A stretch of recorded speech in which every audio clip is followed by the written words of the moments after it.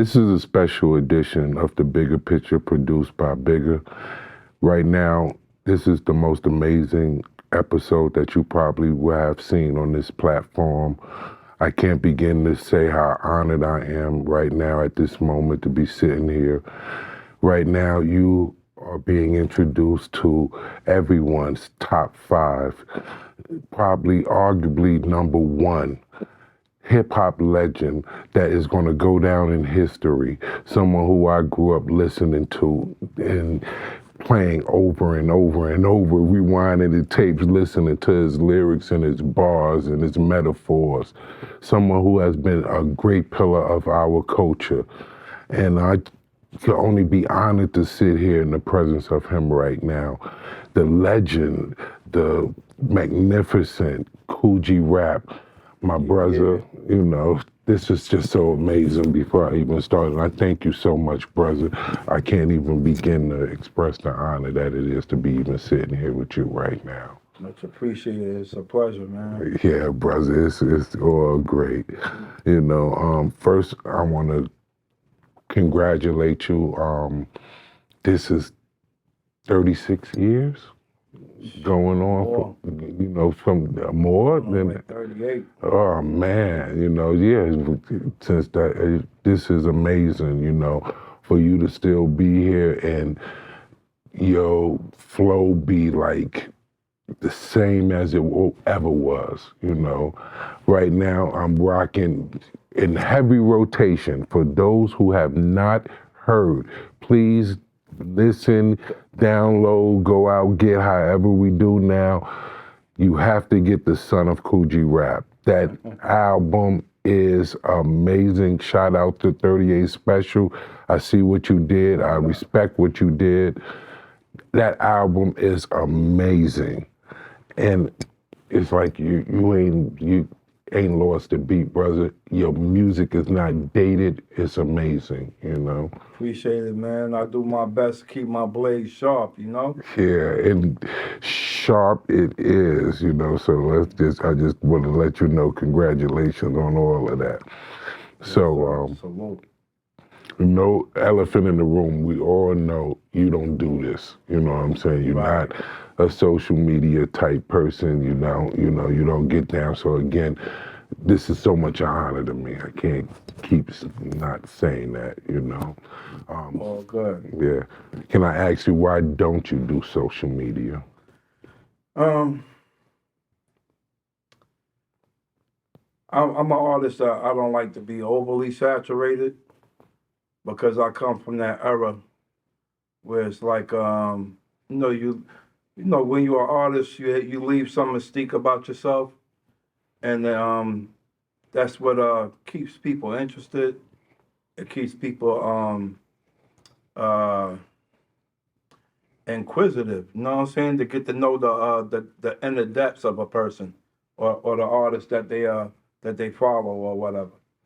You know, like back in the days, you know, artists wouldn't even come out with a record like every single year. You know what I'm saying? Like shit, I think with Michael Jackson, we had to wait like yeah, exactly. Yeah, it used to be a while. It used to be Not that minimum I'm 3. Keep up with that or nothing like that, but no, I try to like the space out time in between stuff like that. Sometimes it happens naturally. Sometimes, you know, probably more times than not, it happens naturally, and I like it that way. So I don't try to move it out of the realms of that. I don't try to fight against it. I leave it as is, and I think that's why you made that statement. Yeah, absolutely. You know, absolutely, brother. Are you the father of drill rap? The father of drill rap? Wow.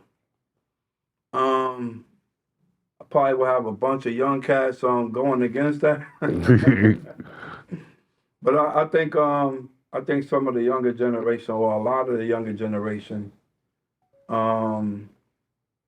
they might not even know they self where's the origin of what they do actually come from. You know what I'm saying? Like some of them are you'd be hard pressed for some of them dudes to know the inner layers of like Biggie and Pop. Yeah. You know what I'm saying? Like they heard the names, but they can't really name you the songs and all that make those artists incredible as they are. You know what I mean? So yeah, I think you could say that. I think it wouldn't be a long shot for you to say that, because drill rap is, you rapping about the street, rapping about street life. Absolutely. Right. I think the only thing that kind of differs with drill rap and what I did, some people would say what I did is, gangster rap. But those that really know G rap, I don't think they would themselves label it gangster rap. They will, you might say street rap before gangster rap. Reality rap. Reality rap is the most fitting title that you could put on that. And that's what I was doing. I was just rapping about what I witnessed in street life, my experiences, personal experiences, things that was going on around me, and that's what drill rap is.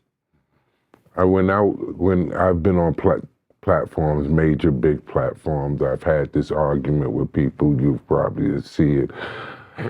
They always say that, when I mention gangster rap, and I refer to it on the West Coast, they say, "Oh no, Kool G Rap." You know what I'm saying? You know what I'm saying? Wow. And I would be like, no, that was not gangster rap. It was a difference with what Kool G Rap was doing than what later on was born into gangster rap. Right. I said, for one, I didn't listen to your music and want to go out and pull no murder or no crime or no stick up or no robbery. And you always told the end result.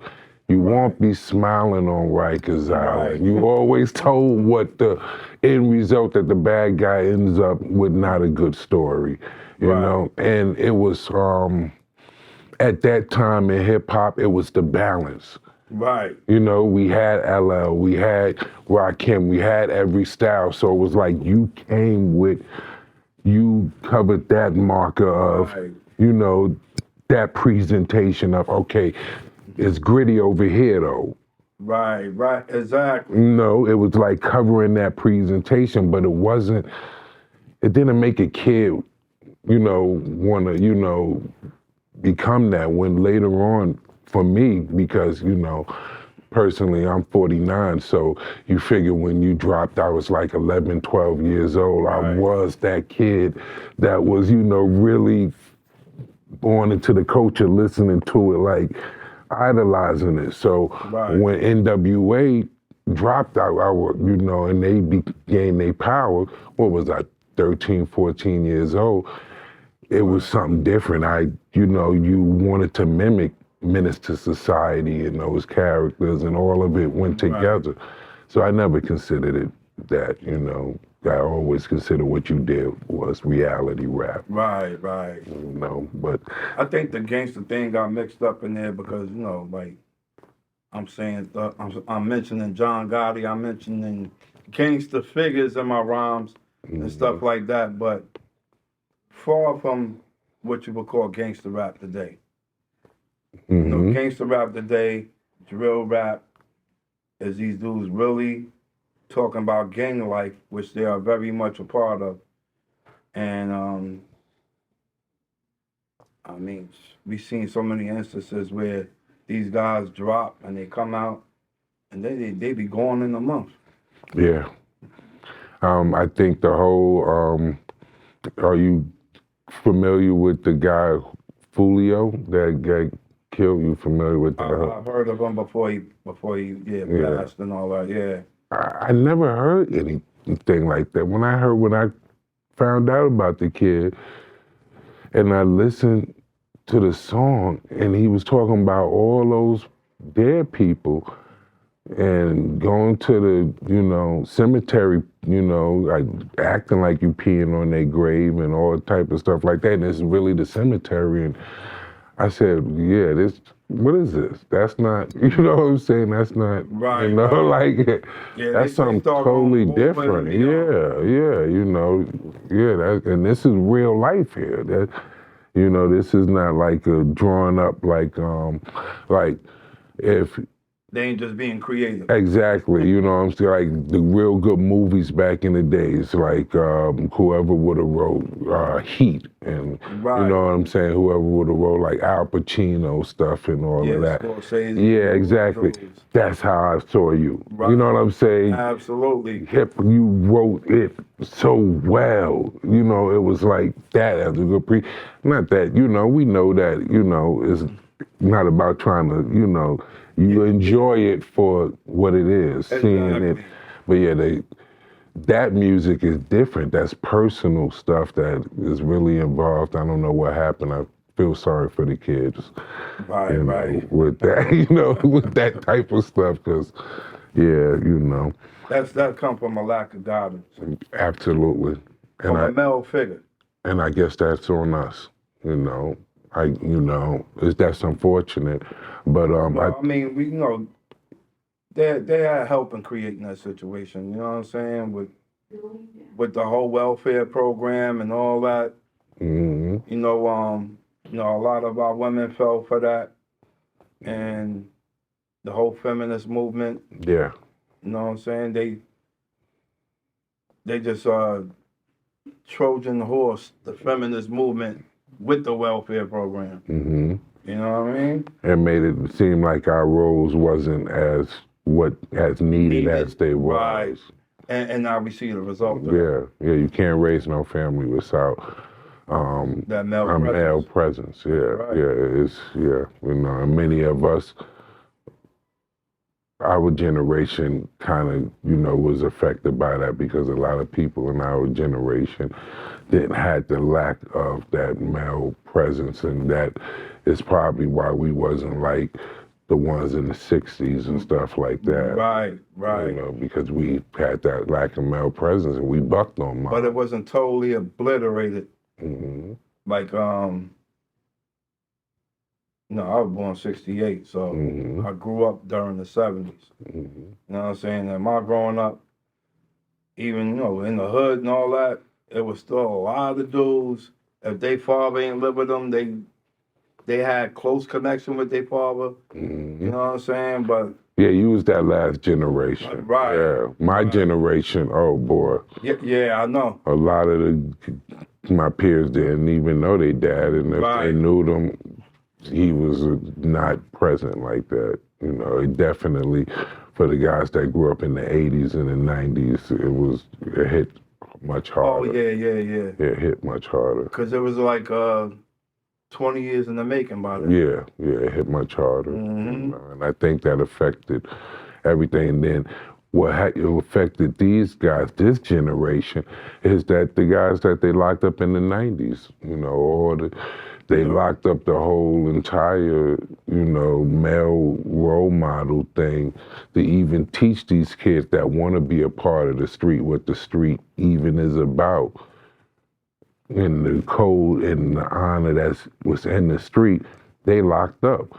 And then the kids just was able to run wild on the street and do things. When I was growing up, it wasn't that simple just to be involved with the street. You know what I'm saying?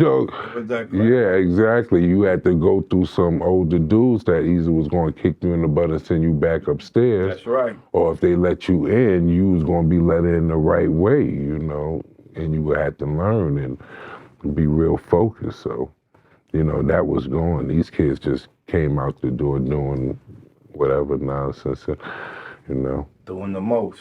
Yeah. So, who influenced Kool G Rap? Who's the Kool G Rap influence? Who influenced you to be? Man, the guys that put the battery in my back is dudes like Melly Mel. Yeah, that's my brother. Shout out to Mel. Yup. Grandmaster Cash. Of course. Big shout out to my big bro. MOD. Shout outs. Silver Fox. those is the components of what created a G-Rap. You know what I'm saying? But of course, it was many other dudes that contributed to that, like Spoonie G,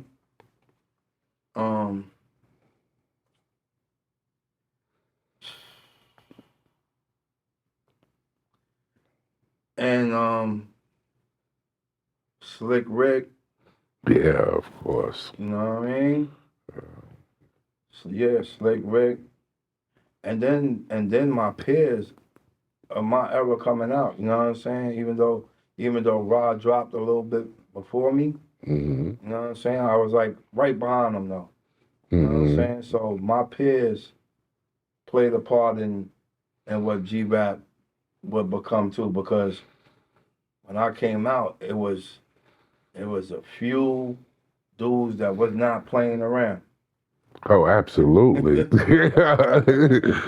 Absolutely. They wasn't playing around, so I would say they contributors too, because they just made me want to become better and better and better. It stepped up your bar game. Absolutely. Yeah, I mean, yeah, back then rapping with Big Daddy Kane, Rakim, Yeah. you know, these type of KRS-One. I mean, we had some, and even like Chuck D. Yeah, Chuck D. But you know who was nice too? Brother J from X Clan. A lot of people slept on Brother J, but Brother J was, you know, he was kind of nice. Yeah, you know.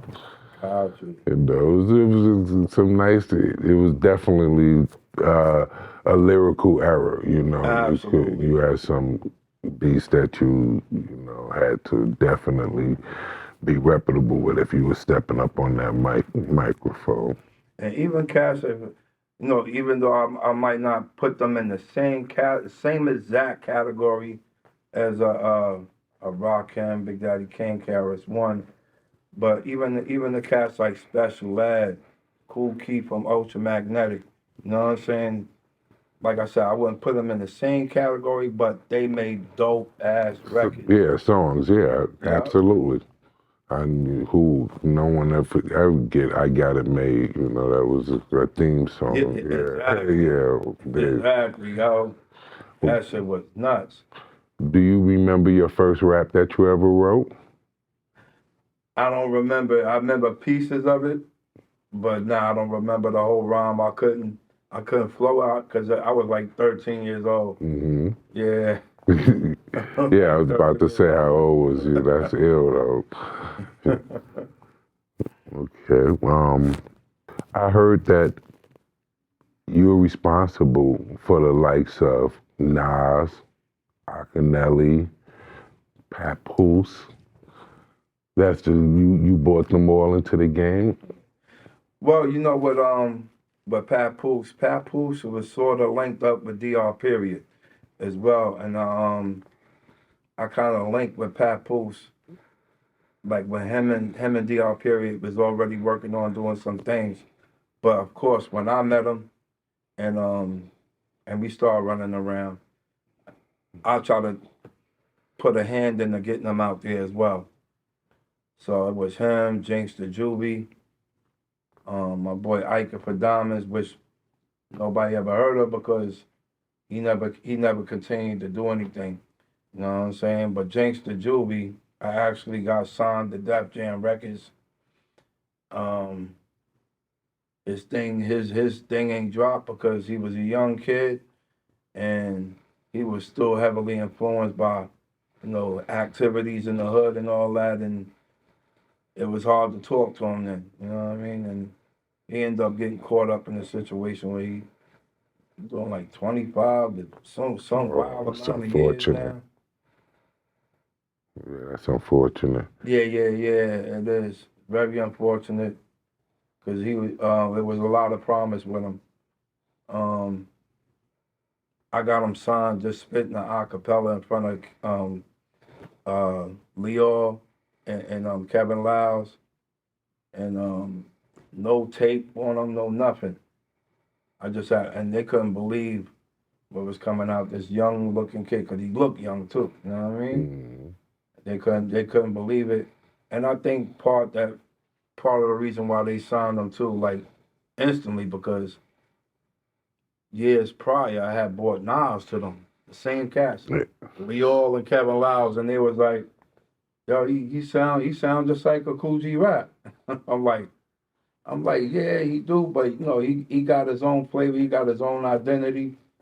Yeah, you know, I get it with the similarities and all that. So when Nas came out and he did what he did, I'm sure they remembered, like, that's the kid G Rap brought to us. So they wasn't gonna pass up on the next young cat that I brought to him that sound like he had some fire in him. So Leo passed up on Nas? And Kevin Lyles. Wow. That, I know they kick themselves and stomp their toe about that every day.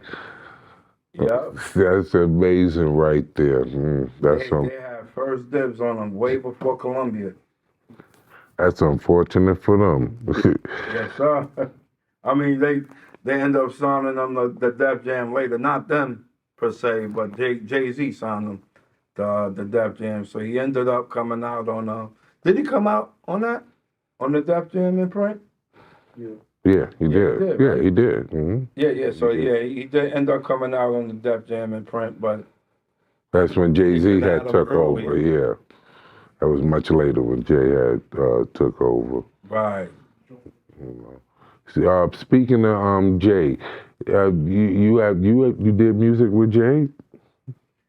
Never did nothing with Jay. Yeah, because that's other than live on stage with the Roots one time. I have searched for that, and I'm saying, you know, I haven't heard you do music with Jay, and I can't find anything with you and Rakim. You know, there is something with me and Rakim. It was it G-Dep? I think it was G-Dep. Oh yeah? G-Dep Okay, I got it. Yeah. Oh, okay, copy. Gotta find that. You know. But it only happened because of G-Dep. Oh. You know what I'm saying? Doing the track and call for both of us to be on the track. You know what I mean? Is it a reason why you and him haven't worked together? Because that's like... Nah, me and Rod we was recently, like this year, sometime this year. It was either late last year, so yeah, it's probably getting around to being about a year now. But it was either late last year or this year. We was just talking about doing something. It got busy on my side, and I know it got busy on his side because he ended up dropping the album this year. You know what I mean? And I went into a new situation this year. Mm-hmm. You know what I'm saying? So I think our schedules just conflicted, but we was just recently speaking about getting together and doing something. Imagine a project with you, Kane, and Rakim. Oh man, that would be like a longer way. That would be to this day one of the most amazing. Hopefully that'd be a thought you guys had, but that would be one of the most amazing things. During COVID era, we had got hit with something that we enjoyed, you know, like everybody was home and we started watching this Versus thing, you know what I'm saying? And everybody, it was like bringing back everybody from back in the days. It felt so good, you know, and, you know, and Kane started that. Oh, yeah? That had started through you and Kane? Okay. Kane did something like, what was it, 2016? We did a show out here in PA at a theater. Like, this theater's just like maybe 30-something seats less than the Apollo Theater. And we did something there called the Showdown. And it was like, he do a record, I do a record. He do a couple of records, I do a couple of records. Wow, I wish I was there. And we was acting like, you know, as if it was we was, you know, going at each other like battling, but no, we wasn't really. Of course, yeah. Oh man, I wish I was there. I know that was amazing. And that's what Versus basically was. Because there was no Versus before that. Yeah, you know. How did you overall feel about what they came out with? I just felt like maybe they, they see. I'm like, yo, they had to see that thing, but Yeah, of course. and it just sparked the idea. But it's not like I could have wrote the patent for the shit or something. Mm-hmm. Did you was you ever thinking about stepping into it because you had never that's what everybody was waiting for, like when we saw Kane Versus? Yeah. Mm-hmm. We saw Kane battle KRS-One, that was like, that's not who, they was like, that's when they started mixing it up, said, no, he's not supposed to battle him. Kane's supposed to battle Kool G Rap, if anything. Chris supposed to battle somebody else, but, Right. where was you at in that you didn't want to take place in? No, they didn't call me for that. Yeah, they didn't call me for that. That absolutely makes no sense. I don't even see how they could go figure that one out. What was your mindset with Arizona, with the whole moving to Arizona at the time? Because I remember getting up one day looking in the magazine and you was on the front cover. And it was like, you was moving to Arizona. And I, remember I'm a kid, you know what I'm saying? And I probably felt hurt. I'm like, oh man, like, you leaving New York, like, you know what I'm saying? What's going on, Left New York. But, as a child, I ain't, Right. it's still that, I'm still in the mindset of New York. You know what I'm saying? They're like, so that was, you and I think Eric Sermon was the first two that I really recognized, moving out of New York, Right. So that was just I got the album, I listened to it, I was wondering what was the mindset of you. I got family out there to this day. Yeah, that's cool. Mom out there, cousins out there, had an uncle out there. At that time, my uncle was still living. You know what I'm saying? Yeah, that was amazing. Of course, I moved away too and did all of those things. But when you're young, back then we really just thought. I was stuck in that time where the 5 boroughs, you know what I'm saying, was everywhere. Right, yeah. You know that. But when you get older, you know what I mean? Yeah. I mean, well, I always wanted to, always inquisitive about living other places, even from when I was young. Mm-hmm. This is why I wanted to do this music shit and all that. You know what I'm saying? I didn't see myself living in the boroughs forever. Mm-hmm. Probably too, I had family that played a big part in that. Like even going to see certain family out in Long Island. To me, that was like they lived away from New York. As a little kid seeing that. They got their own house and this and that, land around they shit. You know what I'm saying? Like shit that I didn't grow up witnessing. Yeah. In the boroughs. Yeah, I first saw that type of living in Long Island. Right. Yeah, and that affected me. And then I used to travel to go visit my family in the South. And, when I used to go visit them, yeah, it was different, pools in the backyard, land. Exactly. And that's what they had, the pool in the back and all that shit. Actually, as a child, that made me feel like when I came back home that my, parents was in the hood, mom was in the hood. Oh yeah, you know you in the hood. Yeah, and it gave me that urge to, I gotta save my mom. I gotta get her out the hood. She need a house with the pool in the back and all of that. Right. That's around the time where my mind started going different places. So it's funny you mentioned that.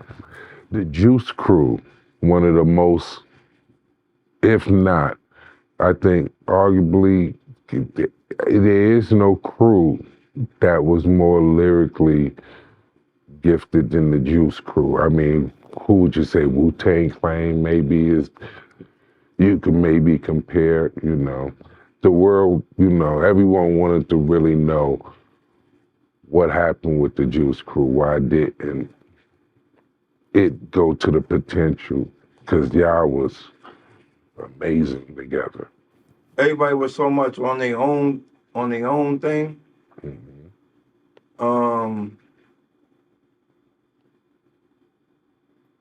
That's what it just ended up being. Like we was Juice Crew, but really not a crew. You know what I'm saying? Juice Crew was a bunch of individual artists put together in a crew. When I think with Wu-Tang, you know, I mean, I don't know all the little intricacies of, you know, of their history and everything. From the outside looking in,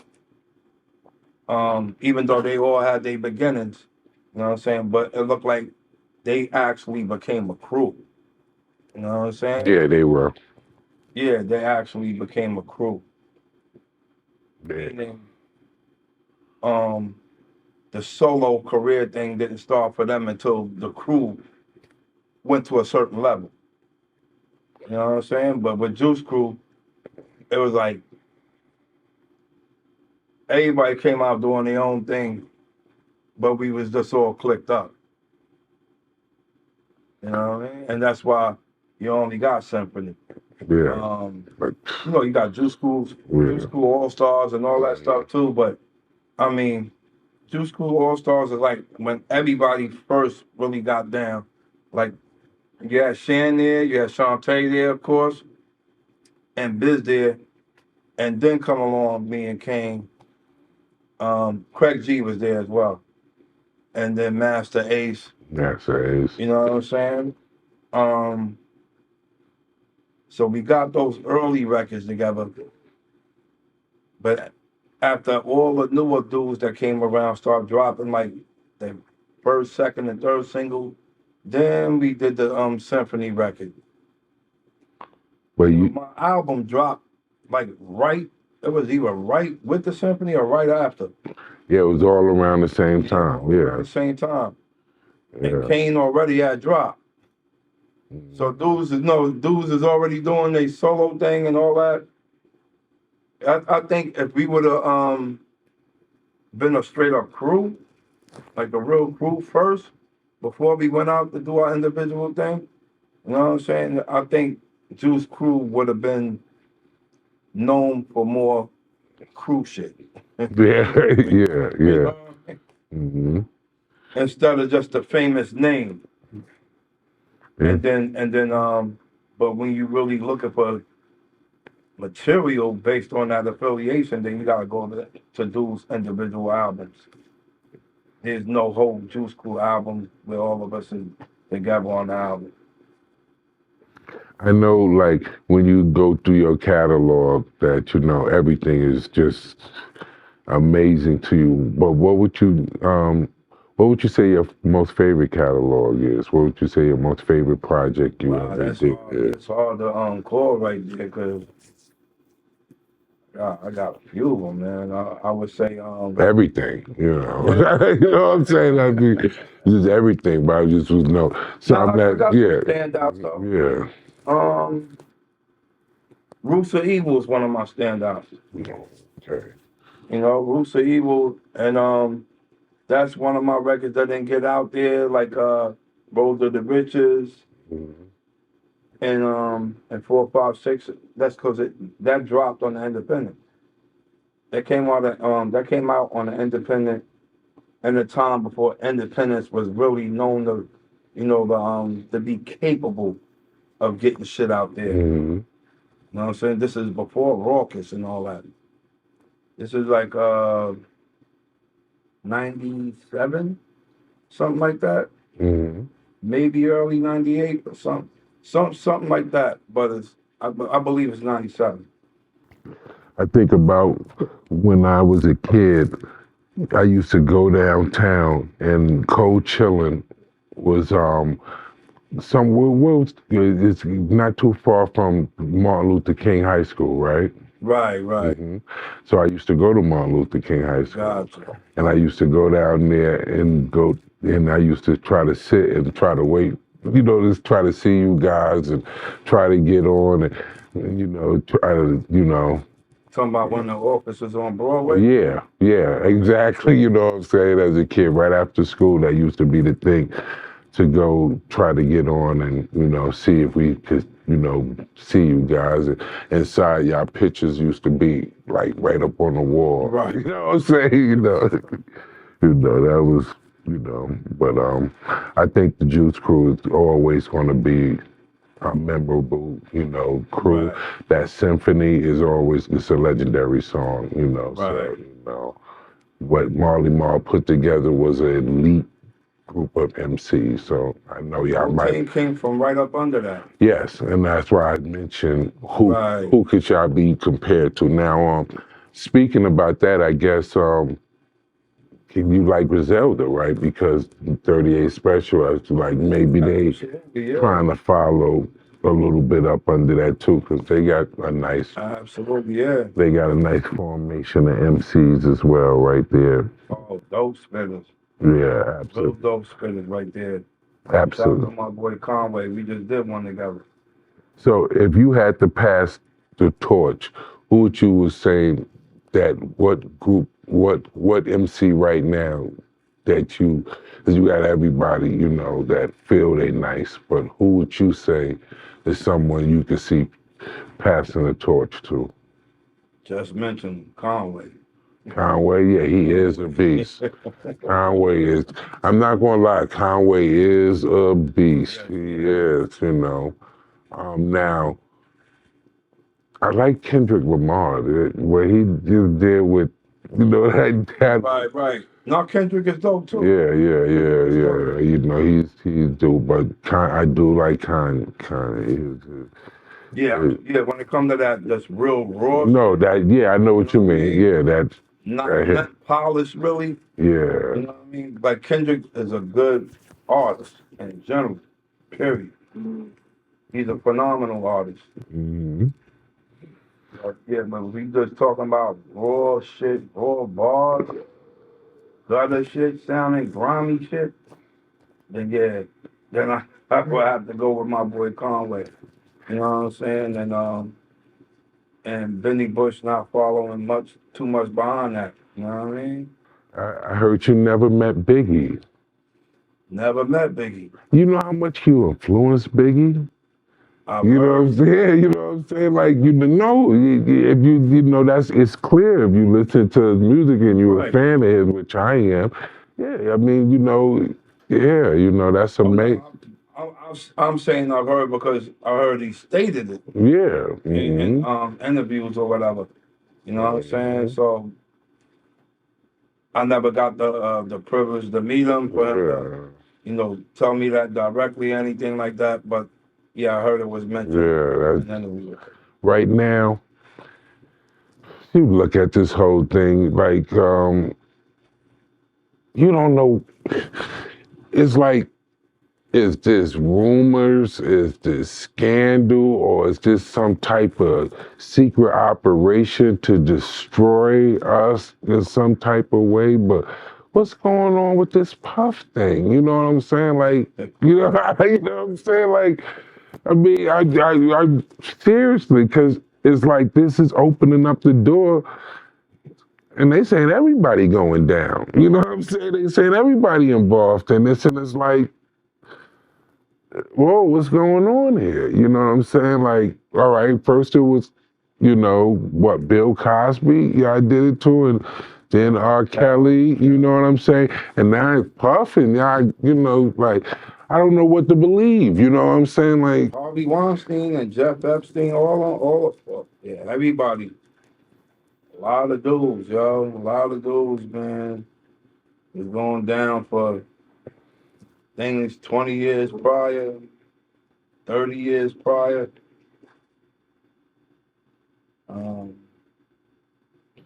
I think that's all due to that, that whole Me Too movement, whatever have you.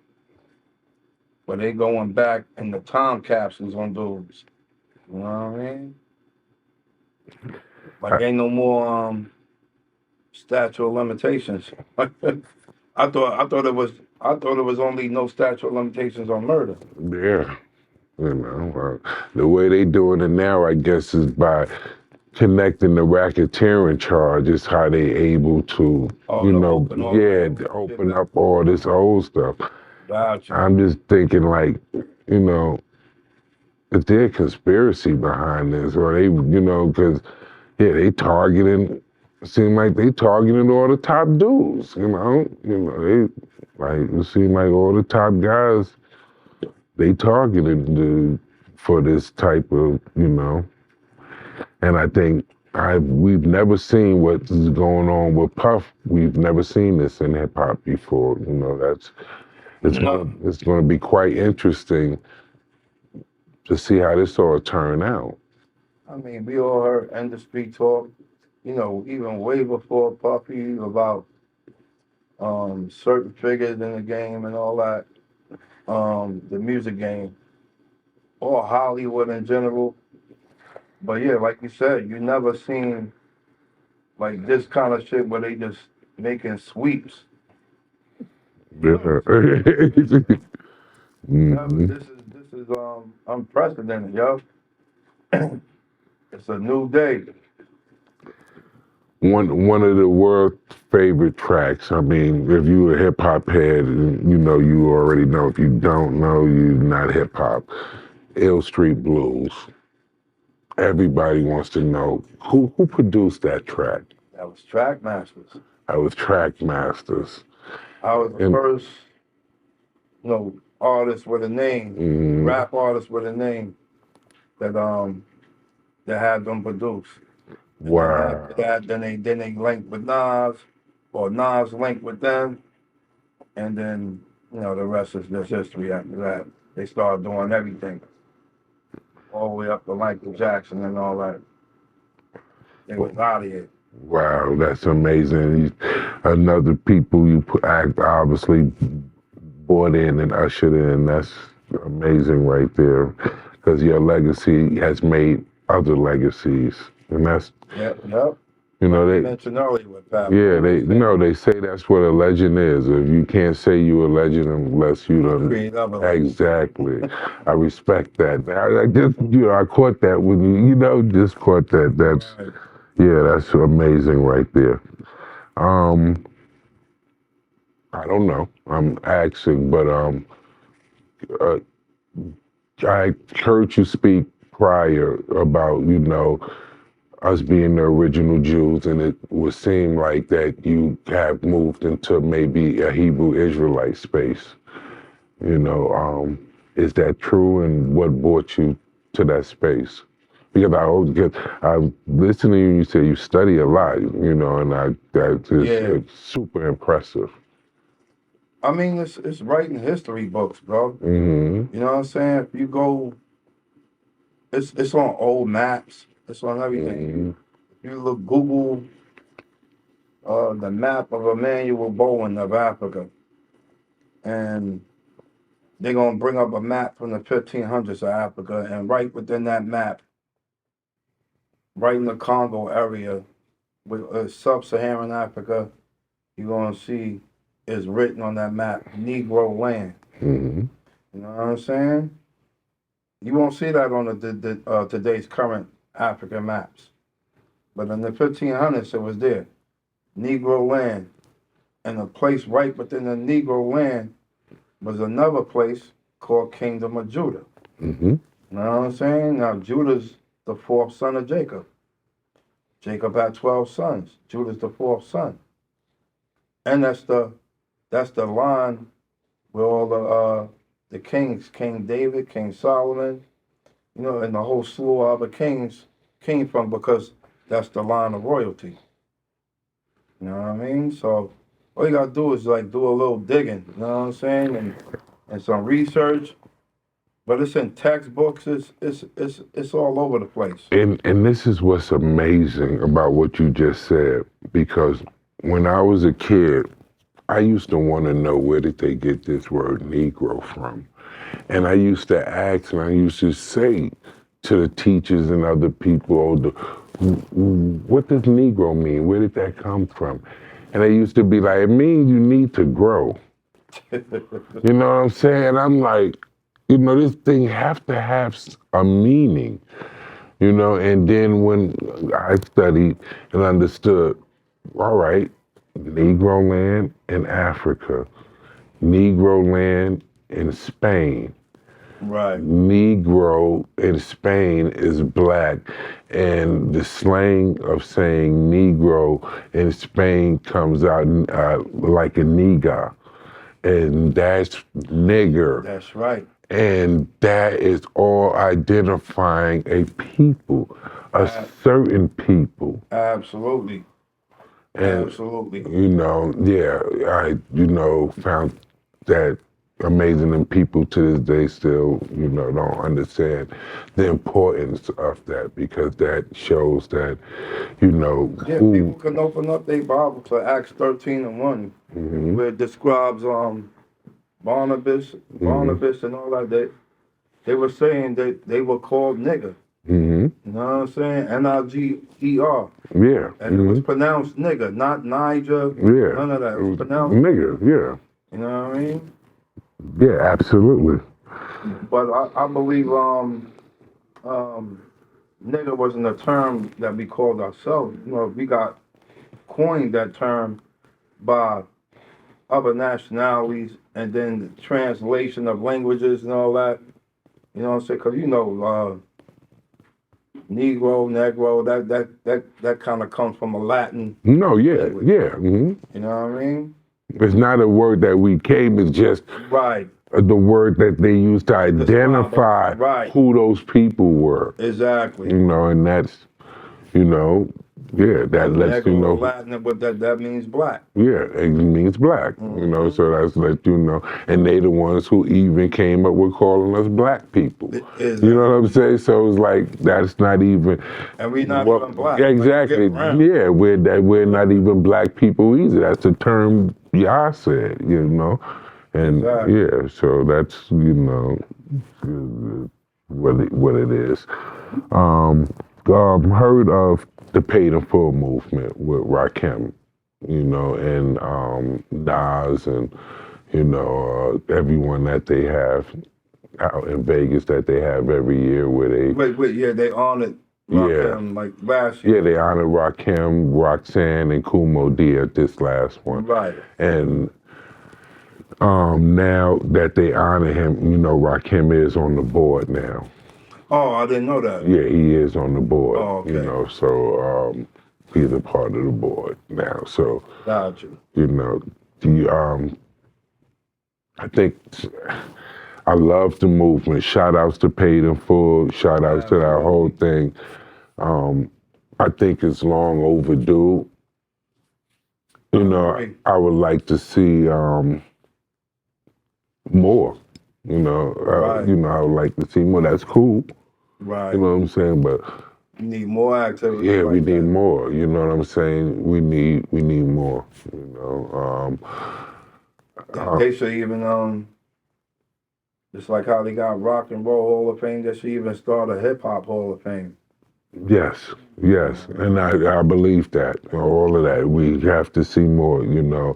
Our legends, you know, the people who created this culture and opened up so many lanes, and I mean, it's just movies and soundtracks and everything like is exactly. Yes, you know the way it is. We got to take care of the people that. The recent campaign that was just happening, like come on, they utilizing hip hop. Yeah, you know what I mean? We got to take care of the legends. That's just without a question. By all costs, the legends have to be taken care of. Trump bought out Trick and all that. Trump bought out Trick? He bought out Trick. All right. One of his speeches, yeah. What? I was like, yo, that's crazy. Word up, shout out to Trick. Yeah, I missed that one. Yeah, speaking about that, just before we wrap up, I'm glad you mentioned that.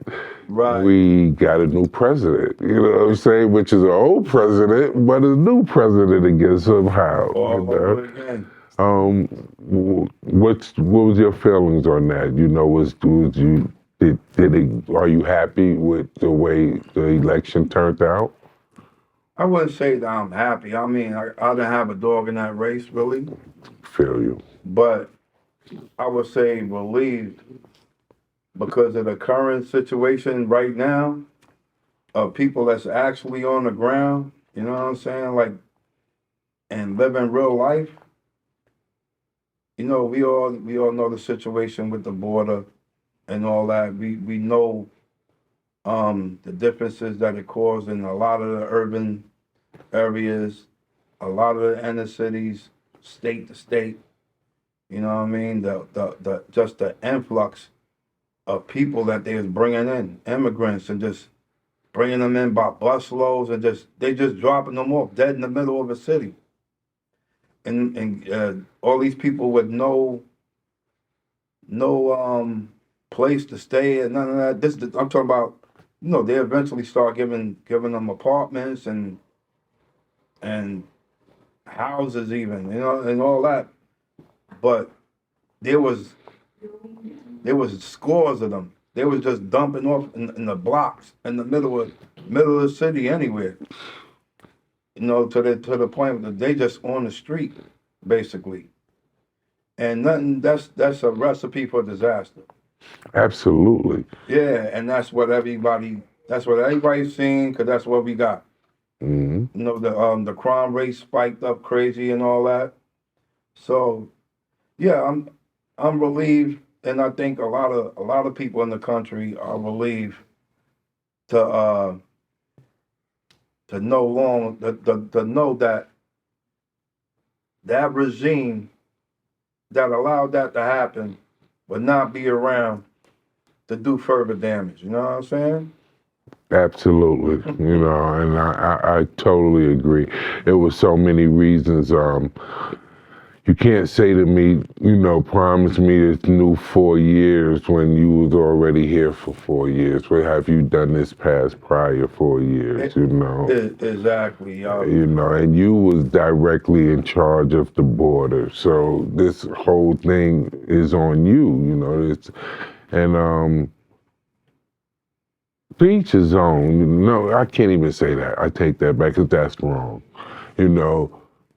But for me, I'm not with abortion. I'm not with. Right. It's abortion. Like, I was speaking to someone the other day, and they said to me, "Oh, women's right to do what they want with their body." And I said, I wonder why when somebody go out and try to commit suicide, they get locked up. So if we had the right to do what we want to do with our own bodies, why can't we just kill ourselves? Right. You know what I'm saying? If we had the right to do what we want in our bodies, why can't we take a knife and start mutilating ourselves? But y'all screaming this right to do it, what you want with the body. For me personally, in America, if you look it up, over 1 million babies, they say, every year is aborted.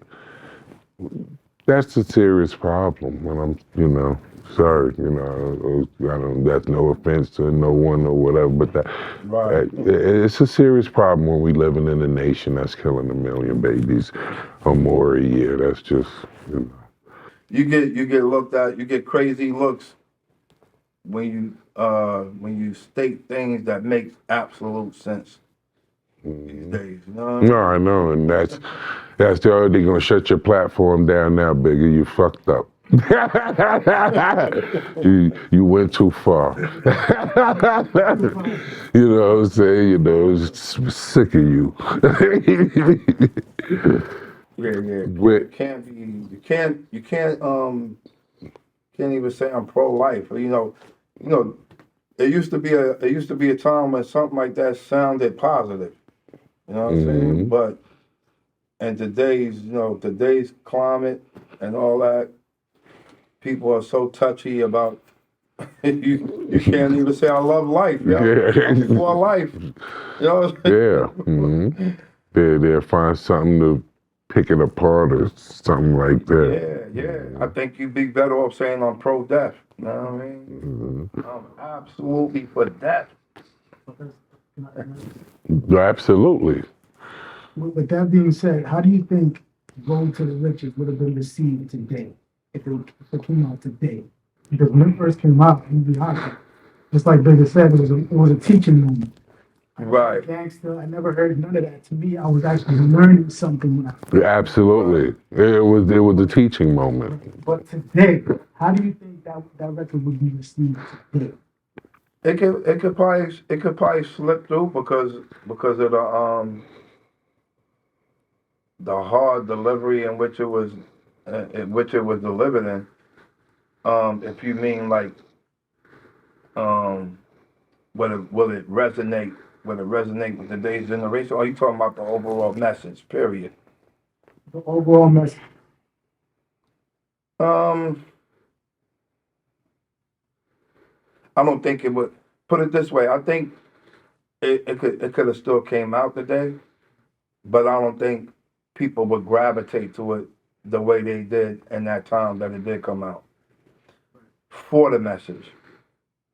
For bars and all that, yeah, people gravitate to it for bars. You know what I'm saying? But people wouldn't gravitate to it. They wouldn't latch on to the positive message of the record. They would be more focused on the bars. But the bars, see, that's it. The bars is positivity, though. I mean, for me, you starting out the story telling this is what it is. 5 years old, I realized there was a road. At the end, I will win lots of pots to go. If you go through each of the bars, it's positive. Right. You know what I'm saying? Ain't nothing about that song, again, encourages you to, pick up a pistol and, walk down the block and act tough. It's But tough. it's delivered in such a raw fashion. Mm-hmm.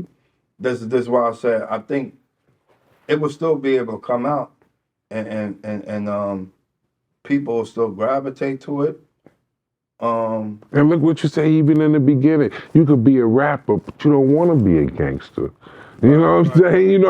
I mean, Yeah, in the video, yeah. the whole, the whole thing was, that's positive to me. Oh no, it is positive. Yeah, it wasn't. It's delivered in a very raw form. You know what I'm saying? It's the plastic baggie. You know what I'm saying? Or the aluminum foil. You know? Ain't nothing pretty about it. It's not Christmas wrap with the bow on it and all that. So people will gravitate to it for that sense. But I think the overall message will probably get past the younger generation. Go ahead. How do you feel about It just showed me the degradation of our community. that? There you go. You know what I mean? It's been a slow but gradual decline. You know what I'm saying? Saying slow like 5 year spans and then but consecutive. You know what I'm saying? 5 years. You see little things changing, and then another 5 years you see more things changing. By the time you get to 20 years, the hood ain't the same. You know what I mean? And that's what I witnessed. Like when I was a kid, I remember everything up and down the whole strip was owned by black people. Yeah. Black men built the community. And I know I wasn't the only one to witness it in just my community. This was an ongoing thing throughout the boroughs. You know what I mean? A lot of dudes that was in New York got origins or roots in the South or family in the South. Yeah, You know what I'm absolutely. saying? What you had to do for self out there. You wasn't getting some job, some 9 to 5 job in the South. Like you had to make your own way out there. You know what I'm saying? So a lot of cats from them times, them earlier times, you know what I'm saying, 50s, 60s, whatever, you know what I mean? They brought that same practice up into the cities. So they owned everything. They owned the grocery store, they owned the laundromat, they owned the check cashing place, the real estate company, the funeral home, the liquor store. You know what I'm saying? Everything. But you won't find that now. There is no more community. There's no more black community.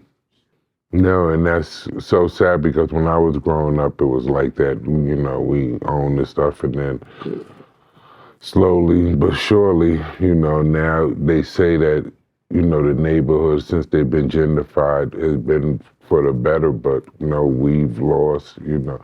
You know, one of the things that bothers me about that, and I know you definitely understand what I'm saying with this, for my generation especially, but even in your generation, dudes died over those blocks. We killed each other over those blocks. Yes, we did. And we just let this other culture just come right in and just set up shop. And ain't nobody even get muscled. You know what I'm saying? And it's like dudes was actually dying for those blocks back in the days. You know, and it's just like, even with the marijuana business, when that went legal, every block, it was like almost every block had almost 2 weed shops, a block on one side and the thing on this, but it's not owned by us.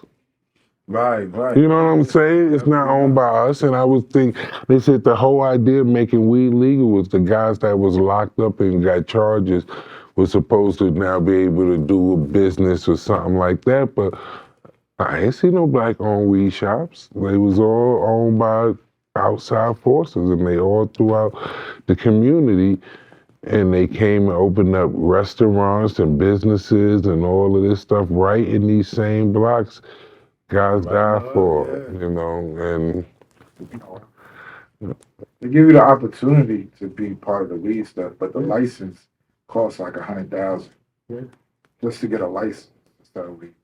So we priced out. So you have to have $100,000 to open up a shop. Just if you want to open up a shop to get the license, it's around $100,000. That's wild. That's crazy. But it's crazy because the ex-felons, they're the first in line. Yeah. You still have to have. But you still have to have the 100,000.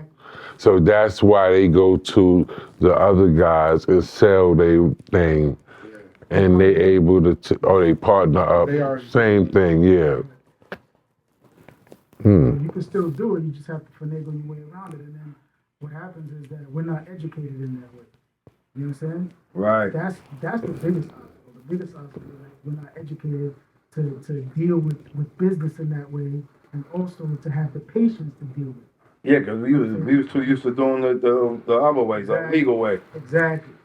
Yeah. It wasn't, and you have to go through all that. Exactly. Yeah. Well, so they making it, yeah. Because a growing license can't sell. So you got to now partner up with somebody that grows.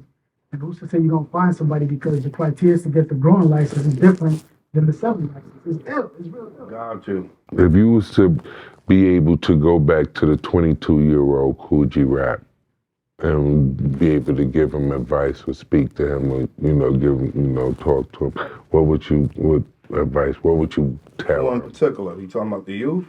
You. If you, myself. Yes, if you go back to the 22-year-old you. That's pretty tough. That's a tough question, because I don't really regret a lot of things, because I'm content. You know what I'm saying? It might be to the surprise of many, but I'm actually content spiritually. Mm-hmm. Um, the advice that I would give me. Well, just what you would say if you had the opportunity. Oh man, I would. Yeah, if you don't have to There be would be advice, things just that ain't even got nothing to do with music. That's for sure. Mhm. I think, I would just teach myself Mhm. things of Kool G Rap with wisdom to the younger G Rap. You know what I mean? Yeah, pretty much, and I think it will reflect in some of my music. You know what I mean? Having that wisdom that I would attain many years later, and being able to give it to the young version of myself. Mhm. I think it would it would have just been things on a spiritual level. Yeah, I think I would tell myself that, take it easy, everything's gonna be all right. You know what I'm saying? That you're gonna make it way past than what you think you're gonna make it. You know what I'm saying? 'Cause Got you. at that age, Got you. I didn't seeing past 26, 27, Wow. So I would, say that to myself. You didn't see past 26, 27 then? I didn't think so. I didn't think so. I thought, that was Maybe young. just to have a vision past that point, or you I didn't think you was going to be I didn't around? think I was going to be around. Wow. I didn't think I was going to be around. I didn't think I was going to, I didn't see that far ahead. I didn't see that far ahead. I wanted to, at that time, but Well, I'm glad yeah. you decided to stick around. Oh, absolutely, absolutely. You know what I'm saying? And you look very, Yeah. look good. Yeah, You know what I'm saying? yeah. Whatever age you are, you know what I'm Yeah. saying? All I know is, I know you passed the 26, 27 mark. Yeah, You know what yeah. I'm saying? You looking good, so yeah, definitely keep up the good work. No, that definitely, that was just, Yeah. that generation being involved in some of the wrong things, getting steered away from home, Got you. Sometimes you find yourself far away from home and, you don't know if you're going to be able to make it back. You know what I'm saying? But, Got you. I absolutely did. I think that thoughts like that might have crossed all of our minds at some point or the other. I've never had no long-term thought or feeling of I might not be around, nothing like that. But when you're around, a bunch of homies dying, getting killed, shit like On a that. regular basis. Yeah. When you just completely submerged and encompassed in that shit, of course those thoughts gonna cross your mind. Yeah. A lot of peers didn't, make it. Shout outs to all of my brothers. Where, Absolutely. before we wrap it up, where do you see hip hop right now, today, and where do you see it going to tomorrow? Right now, I see hip hop doing a 360. Like it's going back to lyricism, it's going back to bars. Yeah. Cats want to hear things of substance versus just melodic, catchy little tunes and shit like that. People want to hear substance now, and I think we had a time when it really called for it. It looked like we on the brink of World War III, and in times of war and all that, it's like, shit, it produces some of the best music, that's for sure. I mean, yeah, like around the time of the Vietnam War, the music that was just coming out, it was Yeah, it was phenomenal. crazy. Yeah, it was. Yeah. That's it. Yeah. The 80s, some of the best rap music and that more diverse music came out in the 80s. Right. Yeah. Doing Reaganomics and all that shit going on. Mm-hmm. And that's what I Absolutely. said. No, yeah, I didn't think about that either. It does, you know.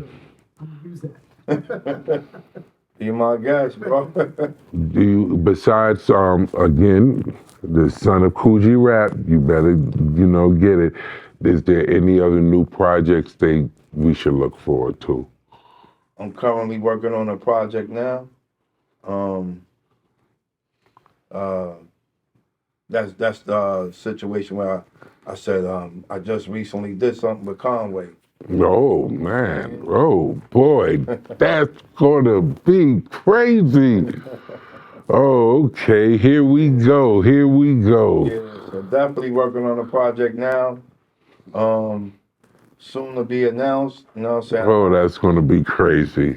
Oh yeah, I'm gonna make sure. Oh man, I already know, cause yeah, that's gonna be crazy. All right, that's gonna be crazy. Well, you know, anything you want to say to the people before, you know, we wrap it up? Any message you want to give Yeah, I to them? definitely want to say big thanks to the bigger picture for having me on, for having me do my once in a very blue moon thing and coming Yes. and sharing a little piece of myself with everybody. I don't do it often like he mentioned in the beginning, but you know when the time is necessary for me to come out and make myself visible and things of that nature and let the people feel me. You know what I mean? Yeah, I'm gonna do that. And it's been a pleasure doing it with the bigger picture. So keep it tuned here, man. These boys know what they doing. And I also want to shout out my big brother Preem. I couldn't have did this interview without him. There's so much love to my brother Absolutely, Preem. you know, primo. You know, and I told you guys, and this makes 1 year anniversary. If you guys don't know, we started this platform a year ago. You know what I'm saying? And in the year, we have brought y'all likes of Umar Johnson, Orange Juice Jones, Copla Rock, Grandmaster Cass, Jaguar Wright, Benzino, Christopher Rivers, Lord Jamal, Y'all been Cannabis. What's the and all in 1 year we have brought y'all in now